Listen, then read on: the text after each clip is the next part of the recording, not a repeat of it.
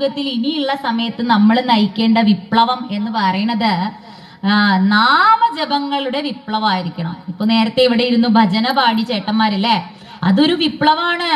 അതായത് നമ്മുടെ മനസ്സിലെ വികാര വിചാരങ്ങളുടെ വേലിയേറ്റങ്ങളിൽ ഭഗവാന്റെ നാമം കൊണ്ടുവന്ന് നമ്മുടെ പഞ്ചേന്ദ്രിയങ്ങളെ ശുദ്ധീകരിക്കുന്ന വിപ്ലവമാണ് നാമജപം, ഭജന എന്ന് പറയുന്നത്. അതാണ് എല്ലാ ക്ഷേത്രങ്ങളിലും നടക്കേണ്ടത്.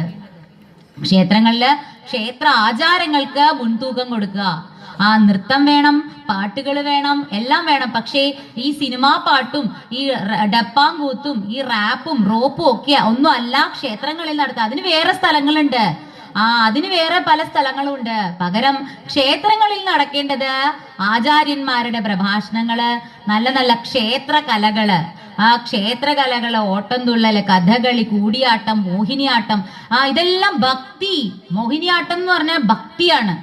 ഭക്തിയിലൂടെ ഭഗവാനെ അങ്ങനെ നമ്മള് എന്താ പറയാ, ഭരതമുനിയുടെ നാട്യശാസ്ത്രത്തില് പറയണ എന്താ വെച്ചാല് അതിലെ ഒരു അധ്യായത്തില് മാത്രമേ ഉള്ളൂ നടനത്തെ കുറിച്ച്, ബാക്കിയുള്ള ഭക്തിയാണ് പറയുന്നത്.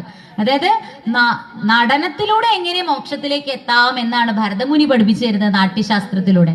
അപ്പൊ ഇതെല്ലാം ശാസ്ത്രമാണ്. അഥർവ വേദത്തിന്റെ ഭാഗമായിട്ടുള്ള നാട്യശാസ്ത്രം പറയുന്നത് മുഴുവനും നാട്യത്തിലൂടെ നമുക്ക് എങ്ങനെ നൃത്തം ചെയ്ത് എങ്ങനെ ഈശ്വരനിലേക്ക് എത്താന്നാണ് പറയുന്നത്. അപ്പൊ നോക്കൂ, നമ്മുടെ സനാതന ധർമ്മത്തിലെ വേദങ്ങളുടെ ഒരു ഭാഗമാണ് സംഗീതം. സാമവേദത്തിന്റെ ഭാഗമാണ് സംഗീതം. സംഗീതത്തിൽ എന്താ പറയുന്നത്? സംഗീതശാസ്ത്രം പറയുന്നത് സംഗീതത്തിലൂടെ എങ്ങനെ മോക്ഷത്തിലേക്ക് എത്താം. എല്ലാ മനുഷ്യർക്കും രോഗങ്ങളുണ്ട്. പക്ഷെ എല്ലാ രോഗത്തിനും ഒരേ മരുന്ന് നിർദ്ദേശിക്കാൻ പറ്റില്ല. ഓരോ ആളുകളുടെ രോഗം ഓരോന്നാണ്. അപ്പോ ഏത് രോഗിക്ക് ഏത് മരുന്ന് നിർദ്ദേശിക്കണം എന്നുള്ളത് ഭഗവാൻ അറിയാം. അപ്പോ ചിലർക്ക് നൃത്തമായിരിക്കും ഇഷ്ടം, ചിലർക്ക് പാട്ടായിരിക്കും ഇഷ്ടം, ചിലർക്ക് നാടകമായിരിക്കും ഇഷ്ടം. അപ്പൊ ഏത് ശരീരത്തിലെ ഏത് ആത്മാവ് ഏത് വാസനകളിൽ അവർക്ക് മോക്ഷത്തിലേക്ക് എത്താം എന്ന് തീരുമാനിക്കുന്നത് ഈശ്വരനാണ്. അപ്പൊ ഒന്നിനെയും നമ്മൾ വില കുറച്ച് കാണേണ്ട.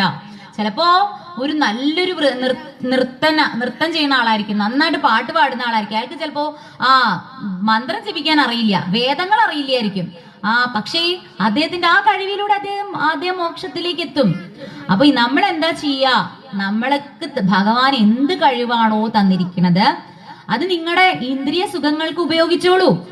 പക്ഷേ അതിന്റെ ഒരു ഭാഗം എപ്പോഴും ഭഗവാനെ സ്തുതിക്കാനും, ഭഗവാൻ ഇപ്പൊ പടം വരയ്ക്കാൻ കഴിയുള്ള ആള് മോഡേൺ ആർട്ട് വരച്ചോ, പക്ഷെ ഇടയ്ക്ക് ഒരു കൃഷ്ണന്റെ ചിത്രം, ഒരു മഹാദേവന്റെ ചിത്രം, ഒരു സുബ്രഹ്മണ്യന്റെ ചിത്രം, അങ്ങനെ നമ്മൾ ഈശ്വരന്മാരുടെയും ദേവീദേവന്മാരുടെയും ചിത്രം വരയ്ക്കുമ്പോൾ